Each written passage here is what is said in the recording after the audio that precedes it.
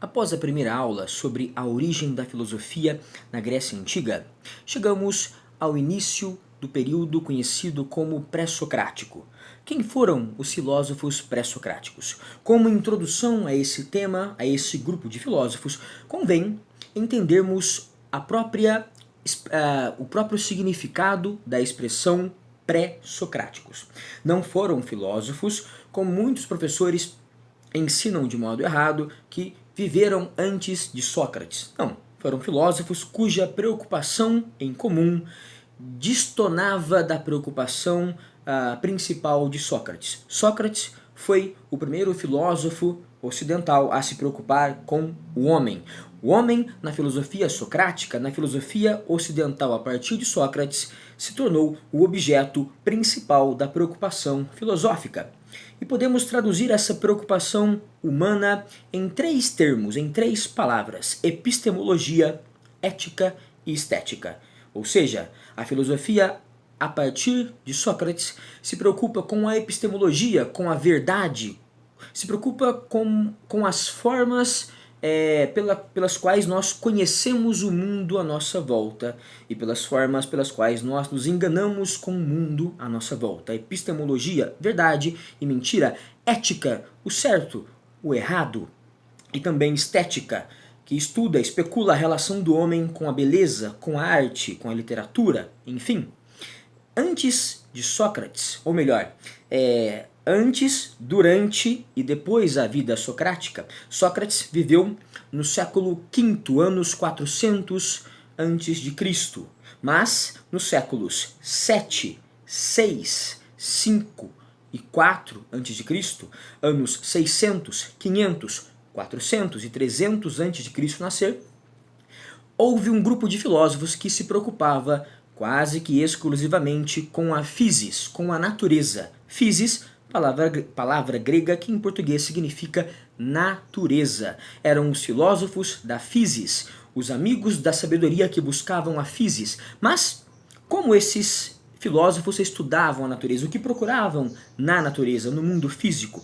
Buscavam a arquê da natureza. Arquê, que se escreve arché com CH, acento agudo, não é? Arquê significa em português o princípio. É de arquê que vem a palavra arqueologia, a ciência que estuda o início das civilizações. Bem, buscavam então a arquê da physis, a origem da natureza, o princípio universal do qual teria nascido, se originado todo o cosmo, todo o universo.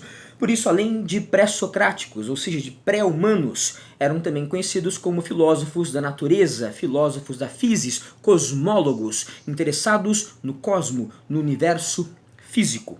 Bem, como primeiro grande filósofo da physis e como primeiro filósofo também da história ocidental, temos o nome de Tales de Mileto, que viveu na cidade que leva o seu nome, Mileto, uma cidade que hoje pertence à costa da Turquia e que então pertencia a uma região chamada Jônia, região colonizada pelos gregos.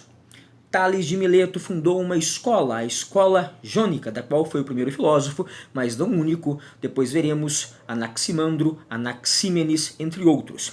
Tales de Mileto, cidade de Mileto, costa turca, então chamada Jônia, mundo grego, às margens do mar Egeu. Para Tales, a água seria a arquê do universo, o princípio de tudo, a matéria-prima do cosmo. A água muda de aparência. A água ora é vapor, gelo, líquido, ora é suja, ora é colorida, ora é límpida, cristalina, transparente. Ela muda de aparência, mas não muda de essência. Sempre é água. O gelo, ao se descongelar, volta a ser água. O vapor, ao se condensar, volta a ser água.